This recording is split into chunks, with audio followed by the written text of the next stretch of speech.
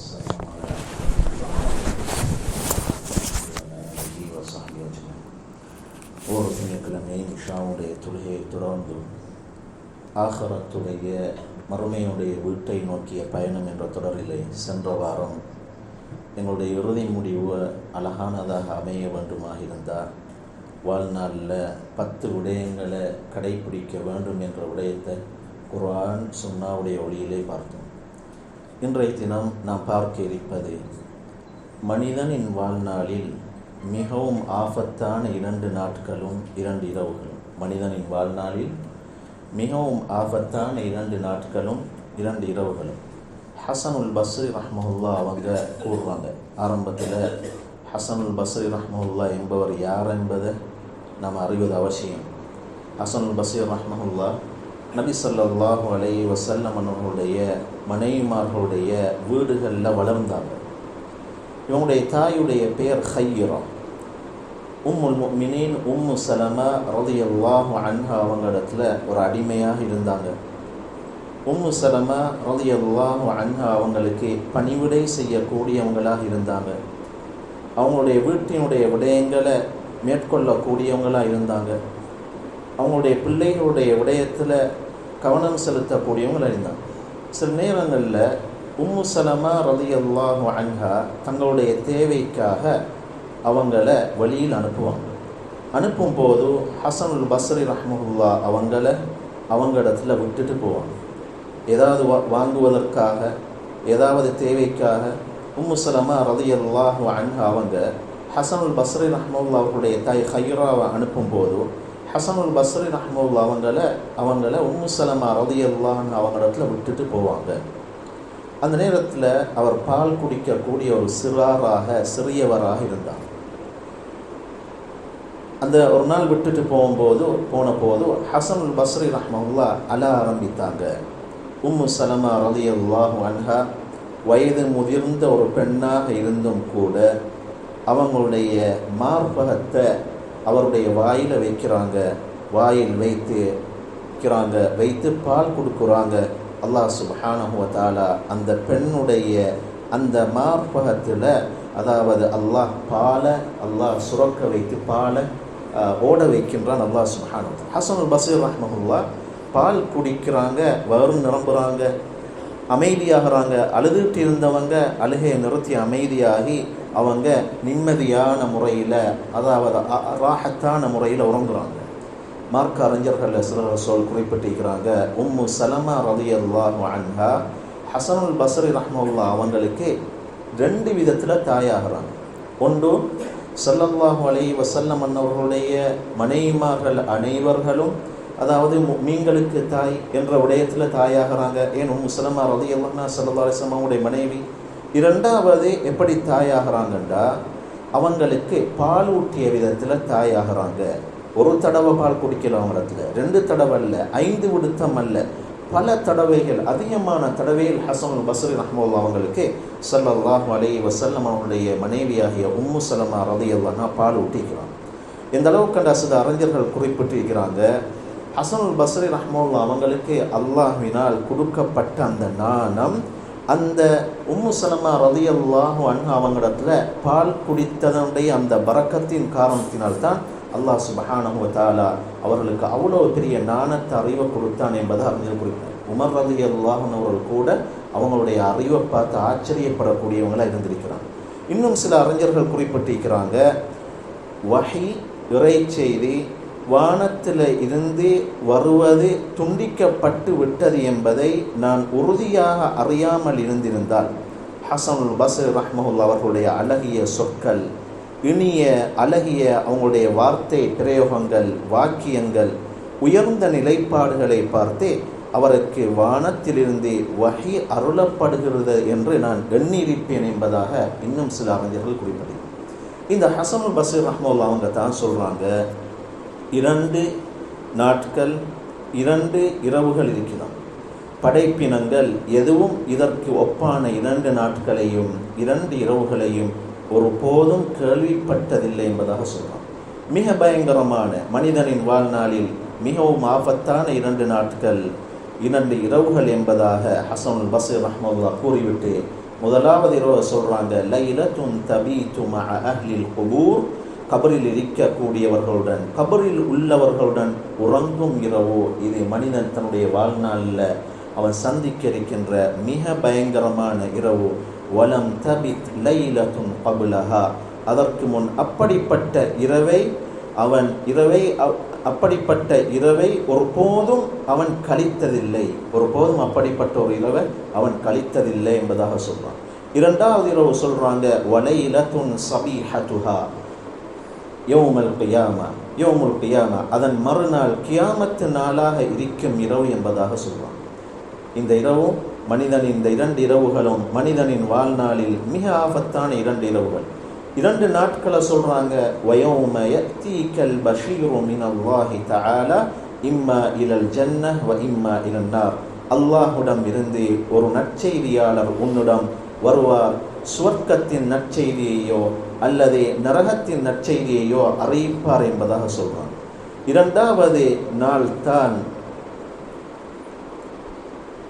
சொல்றாங்க உன் செயல்பதிவு, அதாவது உன் அமல் பதிவு உன் வலது கையிலோ அல்லது உன் இடது கையிலோ கொடுக்கப்படும் நாள் என்பதாக ஹசனுல் பஸ்ரி ரஹ்மத்துல்லாஹ் குறிப்பிட்டார். எனவே மனிதன் செய்யக்கூடிய அந்த பயணத்திலே அவன் சந்திக்க இருக்கின்ற மிக பயங்கரமான 2 இரவுகள், மிக பயங்கரமான 2 நாட்கள் இதுதான் என்று ஹசனுல் பஸ்ரி ரஹ்மத்துல்லாஹ் சொல்லியிருக்கிறான்.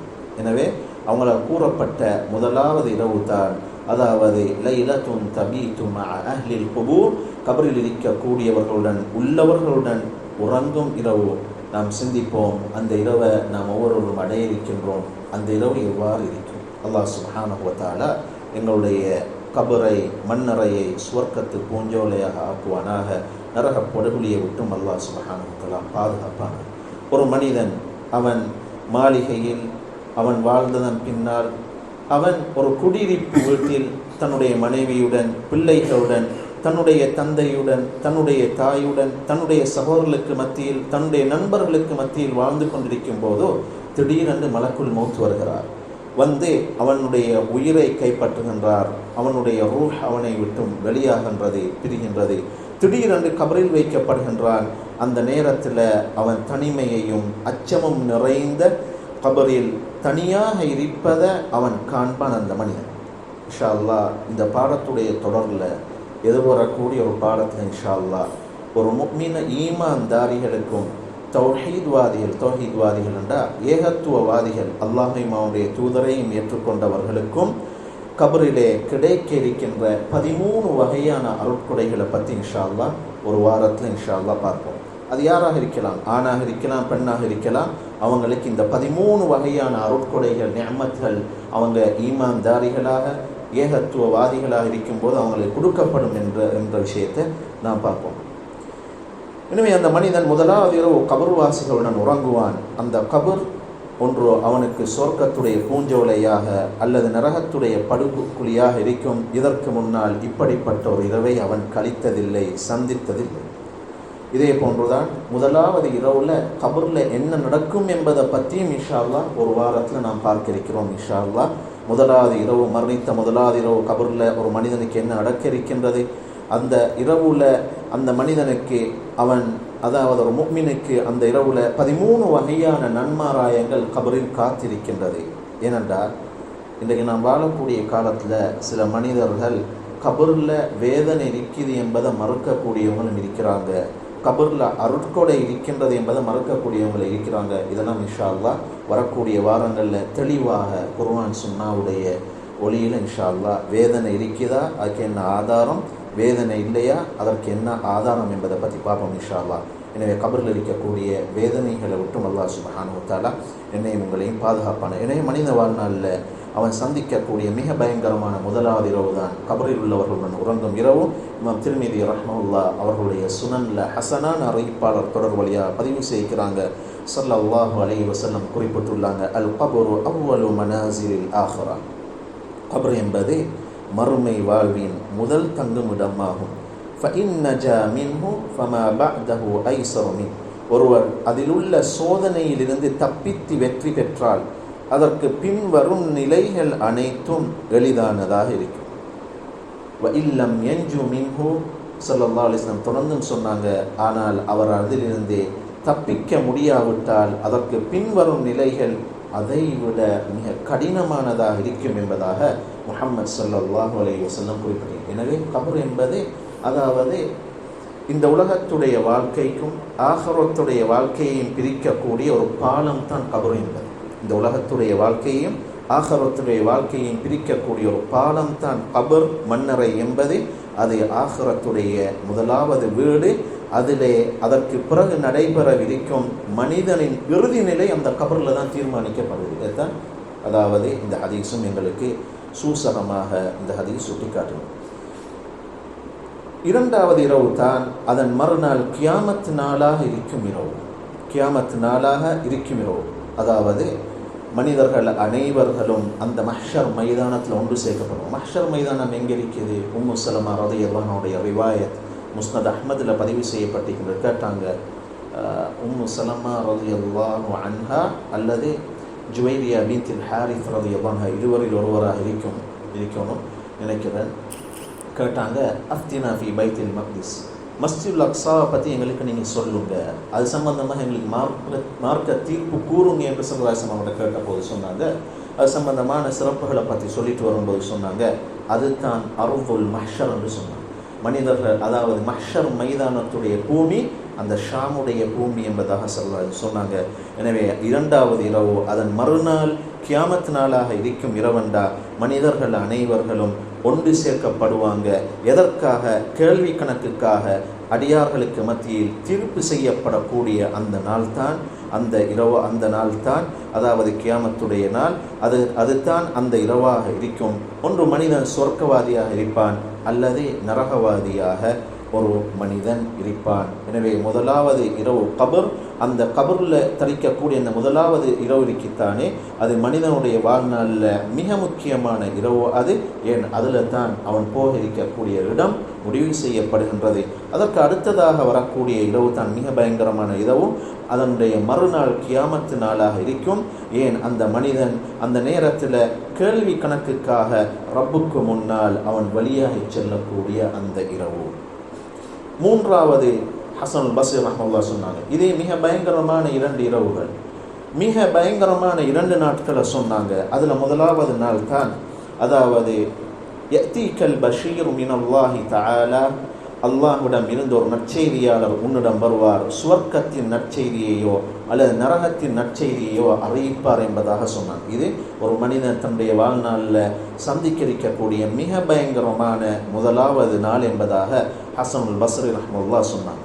அல்லாஹுடைய புறத்தில் நன்மாராயம் வரும். மார்க்க அறிஞர்கள் இந்த இடத்துல சில மார்க்க அறிஞர்கள் குறிப்பிட்டிருக்கிறாங்க, இந்த நன்மாராயம் எப்போது வருமென்றா சில வேளை வானவர்கள் ஒரு மனிதனுடைய ரூஹை கைப்பற்றுவதற்காக வரும்போது இந்த நன்மாராயம் வந்துடும் என்பதாக சொல்லிக்கிறான் சில அறிஞர்கள். அல்லாஹ் குர்ஆனில் சொல்லிக்கிறான், சூரா ஃபுஸ்ஸிலத் என்று நினைக்கின்றேன், இன்னல்லதீன காலு ரப்புனல்லாஹு தும்ம இஸ்தகாமு, எங்கட ரப்பு அல்லாஹ் என்று சொல்லி பின்பு அதில் உறுதியாக யார் நிலைத்திருக்கிறார்களோ அவங்க மரணத்தருவாயில் மரணிக்கும் போதோ வானவர்கள் அவர்களிடம் இறங்கி 3 வகையான ஆச்சரியமாக நன்மாராயங்களை சொல்லுவாங்க. அல்லா தஹாஃபு, நீங்கள் பயப்பட வேண்டாம், நீங்கள் போக இருக்கின்ற கபரை பற்றியோ மஹ்ஷரை பற்றியோ கியாமத் நாளை பற்றியோ நீங்கள் பயப்பட வேண்டாம். 2வது நன்மாராயம் சொல்லுவாங்க, வலா தஹ்ஸனு, நீங்கள் கவலைப்பட வேண்டாம். எதை பற்றி? உங்களுடைய பிள்ளைகள், உங்களுடைய சொத்து செல்வங்கள், எதை பற்றியும் நீங்கள் கவலைப்பட வேண்டாம். 3வது நன்மாராயம் வஅப்ஷிரு பில் ஜன்னதி அல்லதி குன்தும் துஅதுன், எந்த சொர்க்கத்தை கொண்டு உங்களுக்கு வாக்களிக்கப்பட்டதோ அத்தகைய சொர்க்கத்தை கொண்டு நீங்கள் நன்மாராயம் பெறுங்கள் என்பதாக அதாவது வானவர்கள் கூறுவார்கள். எனவே இந்த நன்மாராயம் அல்லாஹுடைய புறத்திலிருந்து வரக்கூடிய அந்த நாளுக்கு சில அறிஞர்களுடைய கருத்தை இந்த குர்ஆனில் அல்லாஹ் சொல்லிக்கக்கூடிய இந்த விடயத்தை சொல்கிறாங்க. வானவர்கள் அதாவது ரூஹ ஒரு மனிதனுடைய உயிரை கைப்பற்றுவதற்காக வரும்போது கூறக்கூடிய நன்மாராயம் என்பதாக சொல்லி. இன்னும் சில அறிஞர்களுடைய கருத்து இருக்குது, இந்த நன்மாராயம் எப்பண்டா உயிரை கைப்பற்றக்கூடிய நேரத்தில் அல்ல, ஒரு மனிதன் கபரில் வைக்கப்பட்டதன் பின்னால் 3 கேள்விகள் அவன்கிட்ட கேட்கப்படும். மன் ரப்பு, உன்னுடைய ரப்பு யார்? ஒமா தீனு, உன்னுடைய மார்க்கம் என்ன? ஒமாதா தகூலு ஃபி ஹாதர் ரஜுல், உலகத்தில் நாங்கள் ஸல்லல்லாஹு அலைஹி வஸல்லம் அவங்களை கனவுல பார்க்க கிடைக்காட்டியும் கபூரில் ஒவ்வொரு மனிதனும் ஸல்லல்லாஹு அலைஹி வஸல்லம் பார்த்தே ஆகும், கொண்டு வரப்படுவாங்க. இந்த மனிதனுடைய விடயத்தில் நீங்கள் என்ன சொல்கிறீங்க? சஹீஹ் முஸ்லீமில் வருது நினைக்கிற இந்த அறிவு ஸல்லல்லாஹு அலைஹி வஸல்லம் கொண்டு வந்து காட்டப்படும். இந்த 3 கேள்விக்கும் ஒருவர் பதிலளித்ததன் பின்னால் பதிலளித்து விட்டால், சரியாக பதிலளித்து விட்டால், சுனன் அபீ தாவூதில் பதிவு செய்யப்பட்டிருக்கிறது, அல்லாஹ் சொல்வானாம், சதக அப்தி, என்னுடைய அடியான் உண்மை உரைத்து விட்டார், ஃபஅஃப்ரிஷூஹு மினல் ஜன்னா, சுவர்க்கத்திலிருந்து ஒரு விரிப்பை விரித்து கொடுங்கள், வஅல்பிஸூஹு மினல் ஜன்னா, சுவர்க்கத்திலிருந்து ஆடைகளை அணிவியுங்கள், மேலும் அவனுக்காக வஃப்தஹூ லஹு பாபன் இலல் ஜன்னா, அவனுக்காக சுவர்க்கத்தை நோக்கி ஒரு வாசலை திறந்து விடுங்கள், அப்போது சுவர்க்கத்தின் நறுமணமும் இன்பக்காற்றும் அவனை வந்தடையும் என்று முஹம்மது ஸல்லல்லாஹு அலைஹி வஸல்லம் அன்னவங்க சொன்ன செய்தியை இமாம் அபூ தாவூத், அதாவது அல்லாஹ் வாயிலாக முஹம்மது ஸல்லல்லாஹு அலைஹி வஸல்லம் சொன்ன செய்தியை, அல்லாஹ் சொன்னதை இமாம் அபூ தாவூத் அவங்களுடைய சுனனில் பதிவு செய்கிறாங்க. இதுவும் சுவர்க்கத்தை கொண்டு நன்மாராயம் சொல்லப்படக்கூடிய ஒரு நன்மாராயம். எனவே அந்த நன்மாராயம் சொல்லப்படக்கூடிய அந்த நாள் இருக்கித்தான் அல்லாஹ்விடம் இங்கு வரக்கூடிய நன்மாராயம். அந்த நாள் அது 2 கருத்து சொல்லிக்கிறாங்க சில அறிஞர்களுடைய கருத்து. அந்த நன்மாராயம் எப்போ வரும் என்றால் கபரில் இந்த 3 கேள்விகளுக்கும் விடையளிக்கப்பட்டதன் பின்னால். 2வது மிக பயங்கரமான நாள் தான் ஹசனுல் பஸ்ரி ரஹ்மத்துல்லாஹி அவங்க குறிப்பிட்டிருக்கிறாங்க. உன் செயல்பதிவு, அமல் பதிவு உன் வலது கையிலோ அல்லது இடது கையிலோ கொடுக்கப்படக்கூடிய நாள். ஒரு மனிதன் கேள்வி கணக்கு அவனிடம் முடிந்ததன் பின்னால், அந்த மனிதனிடம் கேள்வி கணக்கு கேட்கப்பட்டதன் பின்னால், அந்த மனிதன் அந்த அமல் பதிவை தன்னுடைய வலக்கரத்தில் ஒரு மனிதன் எடுப்பான். எடுத்ததன் பின்னால் அவன் அந்த மகிழ்ச்சியால் அவன் கத்த ஆரம்பிப்பான். அல்லாஹ் சூரா ஹாக்கால அல்லாஹ் இதை குறிப்பிட்டுகிறான். فَأَمَّا مَنْ أُوتِيَ كِتَابَهُ بِيَمِينِهِ فَيَقُولُ هَاؤُمُ اقْرَءُوا كِتَابِيَهْ, எவர் தன் வலக்கையில் தன்னுடைய பட்டோலை கொடுக்கப்பட்டாரோ அவர் மற்றவர்களிடம் இதோ புடியுங்கள், எனது பட்டோலையை படித்து பாருங்கள், இக்ரஊ கிதாபியா, எனது பட்டோலையை படித்து பாருங்கள், இன்னி வனந்து அன்னி முலாகின் ஹிசாபியா, நிச்சயமாக நான் என்னுடைய கேள்வி கணக்கை சந்திப்பேன் என்று உறுதியாக எண்ணியிருந்தேன். இன்னி வனந்து அன்னி முலாகின் ஹிசாபியா வஹுவ ஃபீ ஈஷத்திர் ராதியா, எனவே அவர் திருப்தியான சுக வாழ்க்கையை உயர்ந்த சுவனத்தில் இருப்பார். ஃபீ ஜன்னத்தின் ஆலியா குதூஃபுஹா தானியா, அதன் கனிகள் அருகில் இருக்கும், அவருக்கு அருகில் அதன் கனிகள் இருக்கும். அல்லாஹ் அவருக்கு சொல்லப்படும், குலு வஷ்ரபு ஹனீஅம் பிமா அஸ்லஃப்தும் ஃபில் ஐயாமில் ஹாலியா, சென்று விட்ட நாட்களில் நீங்கள் முற்படுத்தி வைத்தவைகளின் காரணமாக மகிழ்ச்சியுடன் உண்ணுங்கள் பருகுங்கள் என்று அவர்களுக்கு கூறப்படும் என்பதாக அல்லாஹ் சுப்ஹானஹு வ தஆலா, அதாவது குர்ஆனில் ஒரு மனிதன் அவனிடம் கேள்வி கணக்கு கேட்கப்பட்டதன் பின்னால், அவனுடைய பட்டோலை வலக்கரத்தில் கொடுக்கப்பட்டதன் பின்னால் மிக சந்தோஷத்தினால் அந்த மனிதன் இவ்வாறு கூறுவான் என்பதாக அல்லாஹ் சூரா ஹாக்காவில் குறிப்பிட்டிருக்கிறான். பலவீனமான ஒரு அறிவிப்பில் பதிவு செய்யப்பட்டிருக்கிறது. இத்தகைய மனிதர்களை சூழ வானவர்கள் என்று சொல்வாங்களாம், இன்னாருடைய மகன் இன்னார் சீதேவியாகிவிட்டான், இன்னாருடைய மகன் இன்னான் சீதேவியாகிவிட்டான், இதற்கு பின்னால் ஒரு போதும் அவன் மூதேவியாக மாட்டான் என்பதாக வானவர்கள் கூறுவார்கள் என்பதாக சில பலவீனமான அறிவிப்புகளில் பதிவு செய்யப்பட்டது. அதே நேரம் எம்முடைய பதிவு, அதாவது பட்டோலை இடக்கையில் கொடுக்கப்படுமாக இருந்தால், இடக்கையில் பட்டோலை கொடுக்கப்பட்ட மனிதன் என்ன கூறுவான் என்பதையும் அல்லாஹ் குர்ஆனில் குறிப்பிட்டிருக்கின்றான். வஅம்மா மன் ஊதிய கிதாபஹு பிஷிமாலி ஃபயகூலு யா லைதனி லம் ஊத கிதாபியா, எவன் தன் இடக்கையில் தன்னுடைய பட்டோலை கொடுக்கப்படுகிறானோ அவன் எனது பட்டோலை கொடுக்கப்படாமல் நான் இருந்திருக்க வேண்டுமே என்று கூறுவான். எனது கணக்கு என்னவென்பதை வலம் அத்ரிமா ஹிசாபியா, எனது கணக்கு என்னவென்பதை நான் அறியவில்லை, நான் உலகத்தில் மரணித்த அதுவே முடிவாக இருந்திருக்க வேண்டுமே, எனது பொருள் மா அக்னா அன்னி மாலியா, எனது பொருள் எதுவும் எனக்கு பயனளிக்கவில்லையே, ஹலக அன்னி சுல்தானியா, எனது அதிகாரம் என்னை விட்டும் அழிந்து விட்டதே என்று அவன் புலம்புவான். அந்த நேரத்தில் சொல்லப்படும் வானவர்களை பார்த்து, ஹுதூஹு ஃபகுல்லு, அவனை பிடியுங்கள், அவனுக்கு விலங்கிடுங்கள், தும்மல் ஜஹீம சல்லு, பின்னர் அவனை நரகத்தில் தள்ளுங்கள் என்பதாக அந்த மனிதனை பார்த்து சொல்லப்படும் என்பதாக ரப்புல் இஸ்ஸத் அல்லாஹ் சுப்ஹானஹு வ தஆலா குர்ஆனில் சூரத்துல் ஹாக்காவில் இந்த 2 சாராரை பற்றியும் அல்லாஹ் குறிப்பிட்டிருக்கிறான். எனவே அல்லாஹ் சுப்ஹானஹு வ தஆலா என்னையும் உங்களையும் இந்த 2வது சொல்லப்பட்ட அந்த கூட்டத்தை விட்டும் எம் அனைவரையும், எங்களுடைய உறவினர்கள், எங்களுடைய குடும்பத்தினர் அனைவரையும் அல்லாஹ் சுப்ஹானஹு வ தஆலா பாதுகாப்பானாக. எனவே ஒரு மனிதன் தன்னுடைய வாழ்நாளில் சந்திக்க இருக்கின்ற மிக பயங்கரமான 2 இரவுகள், மிக பயங்கரமான 2 நாட்களை பற்றி பார்த்தோம். எனவே அல்லாஹ் சுப்ஹானஹு வ தஆலா எனக்கும் உங்களுக்கும் அழகான இறுதி முடிவை தந்தருள்வானாக. சாலிஹான அமலுடன், தேக ஆரோக்கியத்துடன், நீண்ட ஆயுள் எங்களுக்கு அல்லாஹ் தந்தருள்வானாக. எவ்வாறு என்னையும் உங்களையும் இந்த இடத்துல ஒன்று சேர்த்தானோ அதே போன்று நாளை மறுமை நாளில் ஆதம் அலைஹிஸ்ஸலாம் அவருடைய பிச்சலங்களுடைய தலைவராகிய ஹபீப் ஸல்லல்லாஹு அலைஹி வஸல்லம் அவர்களுடன் அல் ஃபிர்தௌஸுல் அலா என்று சொல்லப்படக்கூடிய அந்த சுவனபதியிலே ஒன்று சேர்ப்பானாக என்று வேண்டி முடித்துக் கொள்கிறேன். இன்ஷா அல்லாஹ் எதிர்வரக்கூடிய திங்கட்கிழமை எங்களுடைய சக்ராத், ஒவ்வொரு மனிதனுக்கும் சக்ராத் என்று ஒன்று இருக்கிறது. அதை எது எளிதாக்கும் என்பதை பற்றி இன்ஷா அல்லாஹ் எதிர்வரக்கூடிய திங்கட்கிழமை இன்ஷாவுடைய தொகையை பார்ப்போம். சுப்ஹானக அல்லாஹும்ம வ பிஹம்திக் அஷ்ஹது அன் லா இலாஹ இல்லா அன்த அஸ்தக்ஃபிருக வ அத்தூபு இலைக். ஸல்லல்லாஹு அலா முஹம்மத் ஸல்லல்லாஹு அலைஹி வஸல்லம். ஸல்லல்லாஹு அலா முஹம்மத் யா ரப்பி ஸல்லி அலைஹி வஸல்லம்.